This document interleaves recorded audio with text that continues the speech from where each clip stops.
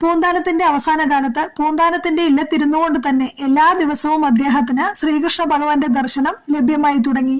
അങ്ങനെ ഒരു ദിവസം വൈകുണ്ഠത്തിലേക്ക് കൂട്ടിക്കൊണ്ടു പോവാൻ താൻ വരുന്നുണ്ടെന്ന് ഭഗവാൻ അദ്ദേഹത്തോട് പറഞ്ഞു. പൂന്താനം അത് തന്റെ ഭാര്യയോടും ബന്ധുമിത്രാദികളോടും വീട്ടുജോലിക്കാരിയോടും എല്ലാവരോടും പറഞ്ഞു. പക്ഷേ ആരും തന്നെ അത് ചെവിക്കൊണ്ടില്ല. എല്ലാവരും പൂന്താനത്തിന്റെ മാനസിക ആരോഗ്യ നിലയെക്കുറിച്ച് പരിതപിച്ചുകൊണ്ടിരുന്നു. എന്നാൽ വീട്ടുജോലിക്കാരി മാത്രം പൂന്താനത്തെ വിശ്വസിച്ചു. പിറ്റേ ദിവസം പ്രാർത്ഥനകളൊക്കെ കഴിഞ്ഞ ശേഷം പൂന്താനം ആവശ്യത്തോടെ പറഞ്ഞു, ഗരുഡന്റെ ചിറകുകളുടെ ശബ്ദം കേൾക്കുന്നുണ്ട്. കൃഷ്ണ ഭഗവാൻ വരുന്നുണ്ട്. എന്നെ വൈകുണ്ഠത്തിലേക്ക് കൂട്ടിക്കൊണ്ടുപോകാൻ താല്പര്യമുള്ളവർക്ക് എന്റെ കൂടെ വരാമെന്ന് പറഞ്ഞു. ആ ജോലിക്കാരി മാത്രം പൂന്താനത്തെ അനുഗമിച്ച് വീടിന് പുറത്തേക്ക് പോയി. വീട്ടിലുള്ളവരാരും ഇത് കാര്യമായിട്ട് എടുത്തില്ല. എന്നാൽ കുറച്ചു കഴിഞ്ഞിട്ടും ഇവരെ കാണാതായപ്പോൾ വീട്ടിലുള്ളവർ പുറത്തേക്കിറങ്ങി നോക്കിയപ്പോഴാണ് അവിടെ ജോലിക്കാരിയുടെ ജീവൻ മങ്ങിത്തുടങ്ങുന്നു. ജോലിക്കാരി പറഞ്ഞു, പൂന്താനത്തെ ഭഗവാൻ കൊണ്ടുപോയി, ഞാനും പോവുകയാണെന്ന് പറഞ്ഞു.